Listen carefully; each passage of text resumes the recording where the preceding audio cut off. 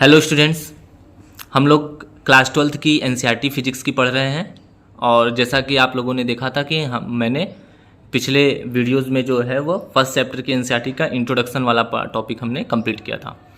अब हमारी जो नेक्स्ट टॉपिक है वह है इलेक्ट्रिक चार्ज। हम लोग देखेंगे कि इलेक्ट्रिक चार्ज में क्या है। तो बेसिकली ये इलेक्ट्रिक चार्ज में इसमें इलेक्ट्रिक चार्ज के बारे में, उसकी हिस्ट्री के बारे में और इलेक्ट्रिक चार्ज का नाम कैसे पड़ा, पॉजिटिव नेगेटिव, इन सब चीज़ों के बारे में इस टॉपिक में बताया गया है। ठीक है, तो सबसे पहले क्या कह रहे हैं, चलिए हम लोग रीड करते हैं। Historically the credit of discovery of the fact that amber rubbed with wool और silk cloth attract lighter object goes to Thales of Miletus Greece around 600 BC। यानी वो कह रहे हैं चार्ज की जो हिस्ट्री है, चार्ज की जो डिस्कवरी हुई थी वह अंबर नामक सब्सटेंस से हुई थी। सबसे पहले थेल्स मिलेटस ने, जो ग्रीस के थे, उन्होंने अंबर नामक के सब्सटेंस को ऊल या सिल्क की क्लॉथ से रब किया था। रब करने के बाद उन्होंने देखा था कि ये जो अंबर है वह लाइटर पार्टिकल को अपनी तरफ अट्रैक्ट करना शुरू कर दिया था। लाइट जो पार्टिकल्स होते हैं वह अट्रैक्ट होना शुरू हो गए थे अंबर से। तो उनको पता चला कि कुछ तो है जो अंबर के पास आया है, जिसके कारण वह लाइटर पार्टिकल को अट्रैक्ट कर रहा है। जब हमने उसको ऊल या सिल्क के साथ रब किया तब ये उन्होंने देखा लगभग 600 BC के आसपास। The name electricity is coined from Greek word electron meaning अंबर।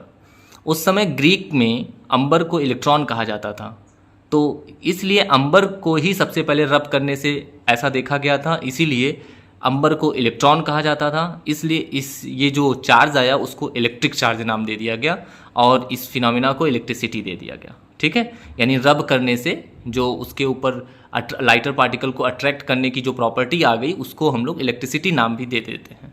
ठीक है, ओके। उसके बाद क्या है, many such pair of materials were known which. ठीक है, देखते हैं नेक्स्ट पेज पे क्या है। यहाँ पे हो गया many such pairs of material were known which on rubbing could attract lighter object like straw, pith balls and bits of paper. ठीक है, कह रहे हैं कि ऐसे और भी मटेरियल हुए जिनको रब करने के बाद देखा गया कि वह हल्के हल्के टुकड़ों को अपनी तरफ अट्रैक्ट करने लगे। मतलब सबसे पहले अंबर नाम के सब्सटेंस पे ये देखा गया, उसके बाद वो कह रहे हैं और भी ऐसे मटेरियल्स आए जिनको रब करने के बाद देखा गया कि वह हल्के हल्के टुकड़े, जैसे स्ट्रॉ हो गया, घास फूस हो गया, पिथ बॉल्स हो गई। पिथ बॉल्स क्या है, ये दो बॉल्स होती हैं जिसपे हल्के जैसे ऐसे पेंट उस पे होते हैं, जो पेंट मतलब ऐसे ना हो कि जम जाए, तो थोड़े बहने वाले हल्के पेंट होते हैं, उनको दो बॉल्स के ऊपर कर देते हैं, तो जिसको पिथ बॉल्स कहते हैं। इनकी क्वालिटी ये हो जाती है कि ये बहुत जल्दी इलेक्ट्रीफाइड हो जाते हैं, मतलब बड़ी जल्दी ये चार्ज को एक्वायर कर लेते हैं। ठीक है, एंड बिट्स ऑफ पेपर, और पेपर के हल्के हल्के टुकड़ों को रखा गया तो वो सब इनको अट्रैक्ट करने लगे थे।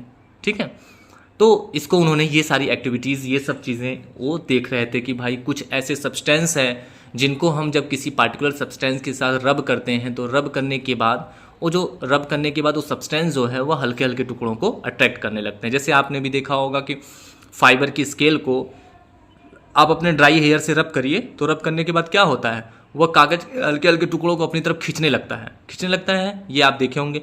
तो इसी को उन्होंने कहा कि ये सब एक्टिविटीज़ जो देखने को मिल रही है, कह रहे हैं ये सब क्या है, इसी को कह रहे हैं यही सब है जो चार्ज है, जिसको नाम दिया गया इलेक्ट्रिसिटी।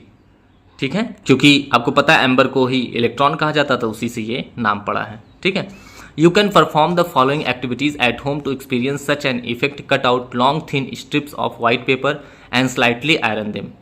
कह रहे हैं कि आप ये सब कुछ एक्टिविटीज़ हैं जो बता रहे हैं, आप अपने घर पे भी देख सकते हैं। ठीक है, अपने घर पे भी एक्टिविटी करके इस चार्ज के एक्सपीरियंस को खुद फील कर सकते हैं।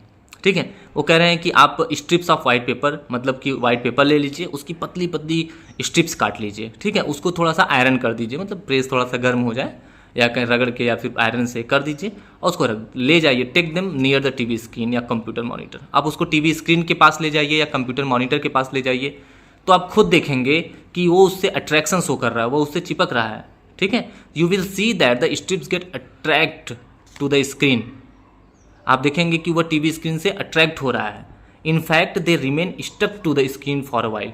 बल्कि आप ये देखेंगे वो थोड़े समय के लिए स्क्रीन से चिपक जा रहा है। ठीक है, तो आगे कुछ और एक्टिविटीज वो बता रहे हैं। It was observe that if two glass rod rubbed with wool और सिल्क। कह रहे हैं ग्लास की दो रॉड ले लीजिए, उसको आप ऊल से यानी ऊन से या फिर सिल्क के कपड़े से आप उसको रगड़िए। ठीक है, रगड़ने के बाद उन दोनों ग्लास को brought close to each other, एक दूसरे के पास ले आइए। तो आप देखेंगे कि दोनों रॉड एक दूसरे को रिपेल कर रही। ठीक है, मतलब ग्लास की रॉड ले लीजिए, उसको सिल्क के कपड़े से दोनों को रगड़ दीजिए, और या फिर आपकी मर्जी, आप भाई उल से भी रगड़ सकते हैं। रगड़ने के बाद, रब करने के बाद उन दोनों ग्लास की रॉड को एक दूसरे के पास ले आएंगे, तो देखेंगे वो दोनों एक दूसरे से दूर जा रही हैं। या फिर आप लटका दीजिए फ्रीली, और फ्रीली एक पास लटकाएंगे, देखेंगे दोनों एक दूसरे को रिपेल कर रहे हैं। जी हाँ, और भी एक्टिविटीज़ वो बता रहे हैं कि द 2 strands ऑफ ऊल और 2 pieces ऑफ सिल्क क्लॉथ, ठीक है, with which the rods were rubbed also repel each other. और बल्कि वो कह रहे हैं ग्लास रॉड को आप या सिल्क के कपड़े से रगड़े हों, रब किए हों, या ऊल से रब किए हों, तो मान लीजिए आप ऊल के 2 धागे ले लीजिए, या फिर आप सिल्क के 2 धागे ले लीजिए। ठीक है, उनसे ग्लास रॉड को रगड़ दीजिए, फिर उन सिल्क के दोनों धागों को आप पास में ले आएंगे, तो आप देखेंगे वह भी एक दूसरे को रिपेल कर रहे हैं। ठीक है, हाँ, हाउएवर, और बल्कि या फिर आप सिल्क और या फिर एक ग्लास रॉड को आप ऊल से रगड़ दीजिए, एक ग्लास रॉड को आप सिल्क से रगड़ दीजिए, तो ऊल और सिल्क को भी अगर आप एक पास ले आएंगे तो वो भी एक दूसरे को रिपेल कर रहे हैं। इसका क्या मतलब? इसका मतलब एक तरह का वहाँ पे रिपल्सिव फोर्स काम कर रहा है। ठीक है, however the glass rod and wool attract to each other. बाकी और कह रहे हैं, जबकि ग्लास रॉड, अगर ग्लास रॉड को ऊल, इन दोनों को एक साथ लेके आते हैं, दोनों एक दूसरे को अट्रैक्ट करते हैं। ठीक है, मतलब ग्लास को एक पास ले जाते हैं तो वह रिपेल करते हैं, ऊल को ऊल के पास ले जाते हैं तो एक दूसरे को रिपेल करते हैं, और या फिर आप सिल्क के क्लॉथ्स को एक पास ले जाते हैं तो वो एक दूसरे को रिपेल करते हैं। लेकिन कह रहे हैं अगर ग्लास रॉड को ऊल से ले जाते हैं, मतलब ग्लास रॉड ले जाइए ऊल, अगर इन दोनों को एक दूसरे के पास ले जाएंगे तो ये दोनों एक दूसरे को क्या कर रहे थे? अट्रैक्ट कर रहे हैं।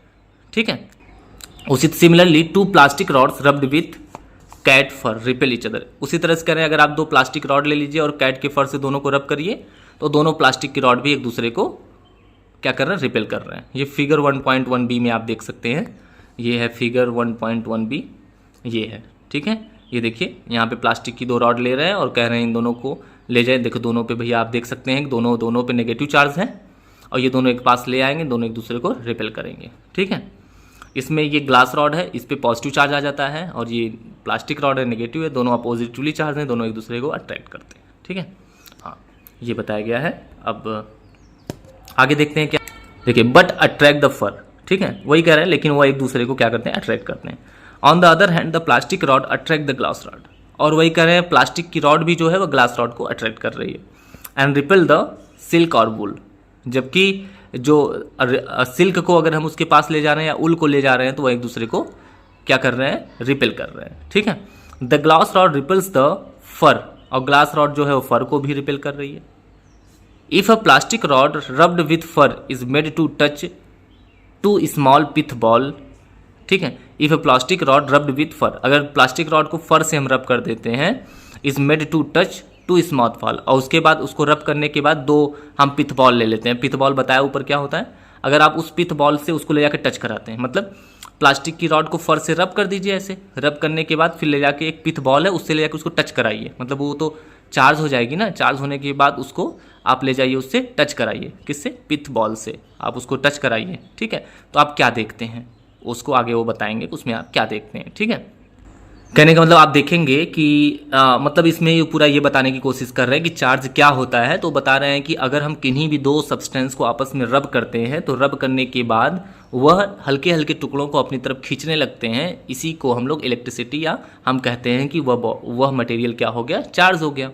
उसके बाद वो कह रहे हैं कि अगर दोनों सेम मटेरियल है तो रब करने के बाद एक दूसरे को रिपेल कर रहे हैं, और अगर अलग अलग मटेरियल को हम एक दूसरे के पास लेके जा रहे हैं रब करने के बाद, वो एक दूसरे को अट्रैक्ट कर रहे थे।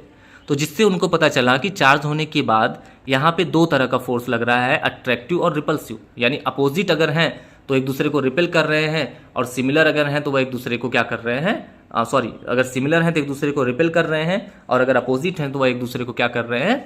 वह अट्रैक्ट कर रहे हैं। ठीक है, उसके बाद कह रहे हैं अगर आप इनको रब करके एक पिथ बॉल से ले जाकर टच कराते हैं तो पिथ बॉल पे कोई चार्ज तो है नहीं, लेकिन मैंने पहले ही बताया था ये ऐसी बॉल होती है, बनाया जाता है कि ये बहुत जल्दी इलेक्ट्रीफाइड हो जाती है, चार्ज को बड़ी जल्दी गेन कर लेती है। तो अगर आप इसको ग्लास की रॉड को कहीं रगड़ दिए तो ग्लास की रॉड हल्के हल्के टुकड़ों को अपनी तरफ अट्रैक्ट कर रही है, इसका मतलब ये चार्ज हो गई है। अब इसको जब आप पिथ बॉल से टच कराएंगे तो इसका सारा चार्ज जो है वो पिथ बॉल के सरफेस पे भी फैल जाएगा। ठीक है, वही कह रहे हैं कि जो पिथ बॉल है, nowadays we can use polystyrene balls, मतलब आज वही जो पिथ बॉल है आज वो जो है पॉलीस्ट्रीन बॉल के नाम से है, यानी आजकल हम लोग पॉलीस्ट्रीन की बॉल यूज करते हैं, पिथ बॉल को नहीं। पॉलिस्टर से बनी होती है, ठीक है, हाँ, उसको बॉल को पॉलीस्ट्रीन बॉल कहते हैं। हम पॉलीस्ट्रीन बॉल आपको देखना है तो दिखा देंगे, ठीक है, हम इसमें आपको देख सकते हैं कैसी बॉल होती है पिथ बॉल और कैसी बॉल होती है पॉलीस्ट्रीन बॉल। हम इसमें इमेज में आपको इसी वीडियो को अपलोड करते समय आपको दिखा देंगे, ठीक है। सस्पेंडेड बाई सिल्क और nylon thread then the balls repel to each other. वही कह रहे हैं, जब उसको हम लोग ग्लास रॉड को पिथ बॉल से या पॉलीस्ट्रीन बॉल से टच कराते हैं तो मैंने बताया कि सारा चार्ज उसके सरफेस पे फैल जाएगा, ठीक है, क्योंकि मैंने बताया कि वो चार्ज को बड़ी जल्दी एक्वायर कर लेती है। उसके बाद ऐसी दो बॉल को लेकर के सिल्क के थ्रेड से या नायलॉन के थ्रेड से हमने उसको लटका दिया। तो कह रहे हैं लटकाने के बाद वो दोनों बॉल भी एक दूसरे को ऐसे रिपेल कर रही है, एक दूसरे से दूर जा रही हैं। भाई जाएंगी ही, क्योंकि ग्लास रॉड को आपने उसको कहीं रब कर दिया तो ग्लास रॉड पे या तो पॉजिटिव चार्ज है या तो नेगेटिव। उसके बाद जब आप पिथ बॉल से उसको टच कराएंगे तो जो चार्ज उस पर रहेगा वही तो पिथ बॉल पे फैलेगा। तो अगर दो पिथ बॉल से उसको टच कराए हैं तो दोनों पे सेम चार्ज जाएगा। अब अगर पिथ बॉल को आप लटका देंगे तो दोनों पिथ बॉल तो सेम चार्ज की है ना, तो ऐसे में क्या करेंगे, दोनों एक दूसरे को रिपेल करेंगे। फिगर ये 1.1D में दिखा रहे हैं, ये देखिए फिगर 1.1D में एक दूसरे को क्या कर रहे हैं, दोनों रिपेल कर रहे हैं, ठीक है। ऐसे यहाँ सिमिलर चार्ज है 1.1E में भी रिपेल हो रहा है, F में दोनों अपोजिट चार्ज हैं तो अट्रैक्ट कर रही हैं, ठीक है। उसके बाद कह रहे हैं कि a similar effect is found if the pith balls are touched with glass rod. कह रहे हैं अगर हम लोग पिथ बॉल को ग्लास रॉड से टच करा देते हैं, ठीक है, रॉड रब्ड विथ सिल्क, अगर सिल्क से वो रब किया गया है तो, ठीक है, तो भी उस पर आता है चार्ज, लेकिन भाई तब दूसरा कोई चार्ज आएगा लेकिन सिमिलर चार्ज आएगा। मतलब एक बार जो ग्लास रॉड है उसको उल से रब किया गया, ठीक है, क्या किया, ग्लास रॉड को क्या किया, उल से रब किया गया, और रब करने के बाद यहाँ दिया है सॉरी प्लास्टिक रॉड को फर से रब किया गया तो उस पर मान लीजिए नेगेटिव चार्ज आ गया प्लास्टिक पर, ठीक है, तो उसको स्मॉल पिथ बॉल से टच कराएंगे तो पिथ बॉल पे भी नेगेटिव फैल जाएगा। तो इस तरह से दोनों बॉल को दिखाया था 1D में, तो उस पर भी नेगेटिव आएगा, दोनों रिपेल कर रहे हैं। अब आगे क्या कह रहे हैं, पिथ बॉल्स को टच कराया जाता है किससे, एक ग्लास रॉड को। ग्लास रॉड, इस बार ग्लास रॉड जो है वो सिल्क के साथ रब की जाती है, ठीक है, तो इस समय ग्लास रॉड पर पॉजिटिव चार्ज आ जाएगा। तो अब अगर ग्लास रॉड को पिथ बॉल से टच कराएंगे तो जो ग्लास रॉड पे चार्ज रहेगा वही पिथ बॉल पे जाके फैल जाएगा, क्योंकि वह चार्ज को बस एक्वायर कर रही है, ठीक है, कंडक्टिंग है ना, हाँ समझ लीजिए कंडक्टिंग, तो चार्ज उसके ऊपर फैल जाएगा। तो अब दोनों पिथ बॉल पे भी क्या आ गई, पॉजिटिव चार्ज आ गई, तो फिर दोनों को लटका देंगे तो दोनों फिर रिपेल कर देगा, ठीक है। ये हो गया, फिगर 1.1E में कह रहे थे। अब कहना है a dramatic observation is that pith ball touched with glass rod attract another pith ball touched with plastic rod, ठीक है। इस तरह से आपने ये देख लिया कि एक बार प्लास्टिक की रॉड जो कि नेगेटिवली चार्ज है पिथ रॉड से पिथ बॉल से अगर उसको टच करा रहे हैं तो पिथ बॉल पे नेगेटिव चार्ज आ गया। अब एक दूसरी पिथ बॉल को लेकर के वह ग्लास की रॉड से टच करा रहे हैं तो उस पर क्या आ जा रहा है, पॉजिटिव चार्ज आ गया। अब ऐसे दो बॉल को अगर लटकाएंगे तो एक पे पॉजिटिव एक में नेगेटिव है, तो जो कि फिगर 1.1F में दिखा रहे हैं, एक पे पॉजिटिव एक पे नेगेटिव है दोनों पिथ बॉल पे, तो दोनों एक दूसरे को क्या कर रहे हैं, अट्रैक्ट कर रहे हैं, ठीक है। ये कुछ एक्टिविटीज़ करके इन्होंने दिखाया कि आप घर पे भी ऐसी एक्टिविटीज़ कर सकते हैं, ठीक है। These seemingly simple facts were stabilise from years of effort and careful experiment and their analysis, ठीक है। कह रहे हैं कि these seemingly simple facts were stabilise, तो कह रहे हैं इस तरह से ऐसे कुछ फैक्ट हैं जो धीरे धीरे करके स्टेबलाइज किए, एक साल में नहीं, फ्रॉम ईयर ऑफ एफर्ट, सालों की मेहनत के बाद ये सब चीज़ें आपके सामने रखी जा रही हैं। ये नहीं कि सारी तुरंत कर लेंगे, सालों की मेहनत के बाद ये सारे प्रैक्टिकल एक्सपेरिमेंट आप तक आज पहुंचाए जा रहे हैं। और ये इनके जो भी इनसे रिलेटेड जो भी एनालिसिस हैं, जो भी इनको लेकर के आज आप पढ़ रहे हैं, ये आप अभी तुरंत पढ़ ले रहे हैं, लेकिन इसके लिए हमने यानी साइंटिस्टों ने काफ़ी सालों तक मेहनत की है, ठीक है। It was concluded after many careful studies by different scientist, ठीक है, बहुत से अलग अलग साइंटिस्टों ने अलग अलग तरीके से इसको अच्छे से स्टडी करके तब जा करके इसके बारे में ये रिजल्ट निकाला है, that there were only 2 kinds of entity where is called the electric charge.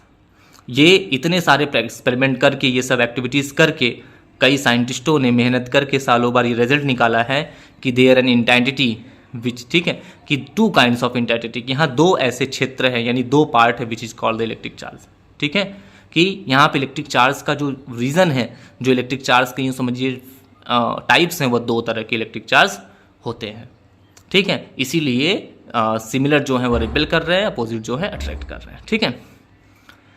We say that the bodies like glass और plastic rod, silk, fur and pith balls are electrified. ठीक है, we say that the bodies like, तो कह रहे हैं ये सब bodies जैसे ग्लास हो गई, प्लास्टिक हो गई, सिल्क हो गया, फर हो गया, पिथ बॉल्स हो गया, वह सब कैसे इलेक्ट्रीफाइड होते हैं। They acquires an electric charge on rubbing, कह रहे ये सभी जो अपने ऊपर इलेक्ट्रिक चार्ज एक्वायर करते हैं वह कैसे, रब करने के कारण। यानी अगर इनको रब किया जाता है तब जाके इनके ऊपर क्या आता है, इलेक्ट्रिक चार्ज आता है। ये इलेक्ट्रिक चार्ज एक्वायर जरूर करते हैं लेकिन कब, आफ्टर रबिंग। कह रहे हैं बहुत सारे एक्सपेरिमेंट के बाद ये चीज़ें आपको शॉर्ट में बताई जा रही हैं। The experiments on pith ball suggests that there are two kinds of electrification and we find that. कह रहे हैं जो पिथ बॉल्स का हमने आपको एक्सपेरिमेंट ऊपर दिखाया वह यह बताता है कि यहाँ पे दो तरह का इलेक्ट्रिफिकेशन होता है, जो कि क्या है, पहला लाइक चार्ज रिपेल, वो कह रहे हैं पहला ये जो सिमिलर चार्ज हैं वह एक दूसरे को रिपेल करते हैं, अनलाइक चार्ज आर अट्रैक्ट। ठीक है, यानी कि पिथ बॉल के एक्सपेरिमेंट से हमको ये पता चल रहा है कि यहाँ पर लाइक चार्जेस के बीच में रिपलिंग फोर्स लग रही है, अनलाइक चार्जेस के बीच में अट्रैक्टिंग का फोर्स लग रहा है। ठीक है, the experiments also demonstrated that the charges are transferred from the rod to the pith balls on contact।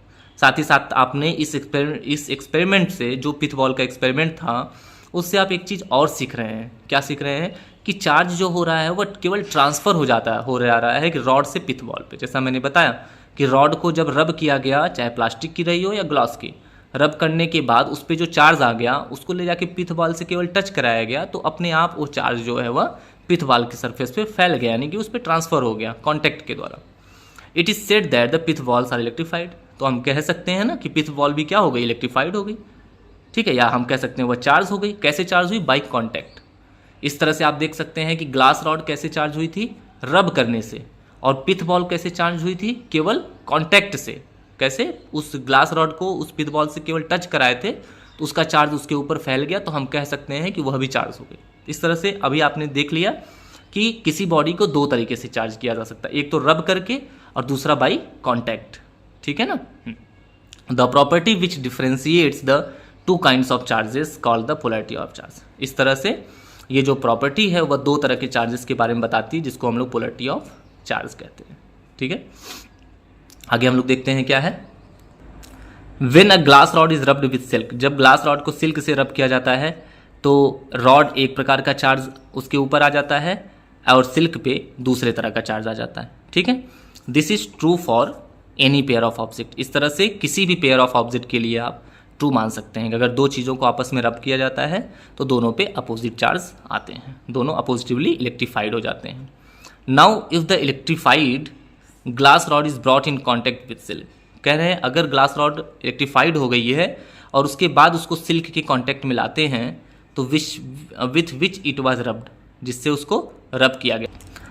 ठीक है, मतलब वो क्या कहना चाहते हैं, if the electrified glass rod is brought in contact with silk with which it was rubbed, मतलब आप ग्लास रॉड को सिल्क से रगड़ दीजिए, रगड़ने के बाद आप दोनों को अलग हटा लीजिए तो आपको पता चलेगा ये दोनों चार्ज हो गए। कैसे, हल्के हल्के पार्टिकल को यानी लाइटर पार्टिकल्स को अट्रैक्ट करने लगे थे, जिससे हमें पता चला कि चार्ज हो गए। कह रहे हैं अगर आप इन दोनों को अब एक दूसरे के कांटेक्ट में लाएं, किसको, जिन दोनों को आपने रब किया था उसके बाद इन दोनों को अगर आप कांटेक्ट में लाते हैं तो there is no longer attraction each other, तो आप देखेंगे अब इन दोनों में उस तरह का अट्रैक्शन नहीं हो रहा है। पास लाने के बाद अब इन दोनों के में कोई अट्रैक्शन नहीं हो रहा है, मतलब पहले रब किया गया, रब करने के बाद इनको लाइटर पार्टिकल के बाद ले गए तो उसको अट्रैक्ट कर रहे थे, जैसे हल्के हल्के कागज़ टुकड़े के पास ले गए तो अट्रैक्ट कर रहे थे। फिर हम इन दोनों को जिसको रगड़े थे एक पास ले आए, चिपकाए, तो चिपकाने के बाद फिर इनको हटाया तो देखा अब वो अट्रैक्ट करना बंद कर चुके थे। ठीक है, हाँ, तो they also do not attract और रिपेल अदर लाइटर पार्टिकल, तो वही दिखा रहा है कि अब ये किसी दूसरे पार्टिकल को ना तो अट्रैक्ट कर रहे हैं ना तो रिपेल कर रहे हैं।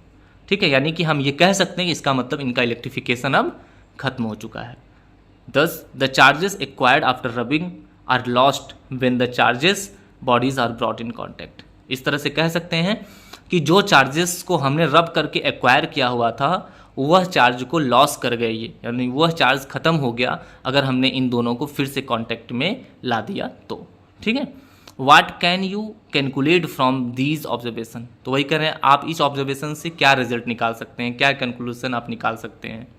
It just tells that the unlike charge acquire by the body. ठीक है, तो आप ये कह सकते हैं इट जस्ट टेल्स अस, यह बस ये कहा जा सकता है कि that unlike charges acquire by the object, जो ऑब्जेक्ट को रगड़ने से मतलब रब करने से रगड़ने से वह जो अपोजिट चार्जेस एक दूसरे को एक्वायर किए थे उनको जब एक पास लेकर के जाते हैं तो दे आर न्यूट्रलाइज और न्यूलिफाई ईच अदर इफेक्ट। ठीक है, मतलब वह एक दूसरे से फिर पास लाने से न्यूट्रलाइज हो जाते हैं, उनका चार्ज खत्म हो जाता है। ठीक है, therefore the charges were named are positive and negative. इस तरह से हमारा नाम पड़ा उन दोनों चार्जेस के कि एक का नाम हम पॉजिटिव रखेंगे, एक का नाम नेगेटिव। तो कैसे उन दो चार्ज तो थे, रब करने के बाद दो तरह की प्रॉपर्टी दिखी, अट्रैक्शन और रिपल्सल की, लेकिन अभी तक ये नहीं पता था कि एक चार्ज को पॉजिटिव कहेंगे एक को नेगेटिव। अब उनका नाम पड़ता है कि एक को पॉजिटिव कहेंगे एक को नेगेटिव। कैसे? जब उन दोनों को रब करने के बाद एक दूसरे के पास लेके गए तो दोनों क्या हो चुके थे, न्यूट्रलाइज हो चुके थे, मतलब अब इलेक्ट्रीफाइड होना बंद कर दिए थे। ठीक है, तो जिससे हमने कहा कि दोनों चीज़ों को पास ले जाने से अब चार्ज खत्म हो गया है। तो इस कॉन्सेप्ट का यूज करके पॉजिटिव और नेगेटिव नाम दिया गया। आगे ये बताएंगे कि क्यों पॉजिटिव नेगेटिव दिया गया। ठीक है, और ये पॉजिटिव और नेगेटिव नाम किसके द्वारा दिया गया है? ये पॉजिटिव नेगेटिव जो नाम दिया गया है वो bye American scientist Benjamin Franklin के द्वारा। ठीक है, तो बेंजामिन फ्रैंकलिन नाम के साइंटिस्ट ने पॉजिटिव और नेगेटिव नाम दिया था। तो वो बता रहे हैं आगे, देखिएगा। We know that when we add a positive number to negative number of the same magnitude the sum is zero. कह रहे हैं अगर हम लोग मैथ में हम लोगों ने पढ़ा है कि अगर सेम नंबर के प्लस और माइनस सेम अमाउंट को अगर एक दूसरे के साथ लगाते हैं तो रिजल्ट क्या दे देता है? जीरो दे देता है। तो यहाँ पे उन्होंने देखा कि दो अपोजिट ऑब्जेक्ट को जब एक दूसरे के पास हम लेके जा रहे हैं तो वह इलेक्ट्रिफिकेशन उनका खत्म हो जा रहा है। तो हम कह सकते हैं कि न्यूट्रलाइज हो जा रहे हैं, यानी खत्म हो जा रहा है। तो खत्म तो तभी होगा जब दो बराबर और विपरीत होंगी, तभी तो खत्म हुआ होगा। तो इस तरह से ये कह दिया गया, चलो भैया इसी हिसाब से अब हम एक को पॉजिटिव कहेंगे एक को नेगेटिव, यानी दो चीज़ों को रब करने से वो चार्ज हुई, फिर दोनों को एक पास ले जाने पर अगर वो न्यूट्रलाइज हो जा रही हैं तो इसका मतलब ये हो गया कि उन दोनों पर बराबर इक्वल एंड अपोजिट चार्जेस आए रहे होंगे, तभी ऐसा हुआ। तब से नाम पड़ गया कि दो चीज़ों को रब करेंगे तो एक पे पॉजिटिव आएगा दूसरे पे नेगेटिव आएगा और दोनों पर इक्वल पॉजिटिव और नेगेटिव आएंगे। ठीक है, तो इस तरह से पॉजिटिव और नेगेटिव नाम पड़ गया बेंजामिन फ्रैंकलिन के द्वारा। ठीक है, मैथ के इस फिनोमिना को, इस कॉन्सेप्ट का यूज करते हुए कि दो इक्वल एंड अपोजिट चीज़ों को मिलाते हैं तो जीरो आता है। ठीक है, this might have been the philosophy in naming of the charges और पॉजिटिव और नेगेटिव। वही कह रहे हैं कि इसी कॉन्सेप्ट का यूज करके पॉजिटिव और नेगेटिव नाम दिया गया। By convention the charge on glass rod और cat fur is called positive and that on the plastic rod और सिल्क टर्म नेगेटिव। तो वही कह रहे हैं कन्वेंशन, चार्ज ग्लास रॉड या फिर कैट फर पर लगभग पॉजिटिव चार्ज आता है और प्लास्टिक रॉड और सिल्क पर नेगेटिव चार्ज आता है। ठीक है, if an object possess an electric charge it is said to be electrified और चार्ज। ठीक है, अगर कोई ऑब्जेक्ट जो है वह इलेक्ट्रिक चार्ज रखता है, यानी उसके पास इलेक्ट्रिक चार्ज है, तो it is said to be electrified और चार्ज। तो हम कह सकते हैं कि वह बॉडी, वह ऑब्जेक्ट चार्ज हो गया है या इलेक्ट्रीफाइड हो गया है। ठीक है, when it has no charge it said to be electrically neutral. अगर उसके पास किसी प्रकार का कोई चार्ज नहीं है तो हम कहेंगे कि ये इलेक्ट्रिकली क्या है? न्यूट्रल है। ठीक है, चलिए यहाँ तक आपका एनसीईआरटी आज हो गया है। ये पेज नंबर 3 है और पेज नंबर 3 का अब आपको unification of electricity and magnetism हम लोग देखेंगे, इसके बारे में भी पढ़ेंगे नेक्स्ट वीडियो में और आगे की भी एनसीईआरटी खत्म करेंगे। ठीक है, तो आप हमारे चैनल्स को सब्सक्राइब कर दीजिए और ज़्यादा से ज़्यादा इसको शेयर कर दीजिए ताकि ज़्यादा से ज़्यादा लोगों तक ये पहुँच सके। और आपको जो भी डाउट है आप हमसे चैट बॉक्स में आप मैसेज करके कमेंट बॉक्स में पूछ सकते हैं। हम उस टॉपिक को या उस पार्टिकुलर वर्ड को समझाने की पूरी कोशिश करेंगे। ठीक है, और आपको हमारा वीडियो कैसा लगा ज़रूर कमेंट करिएगा। Thank you.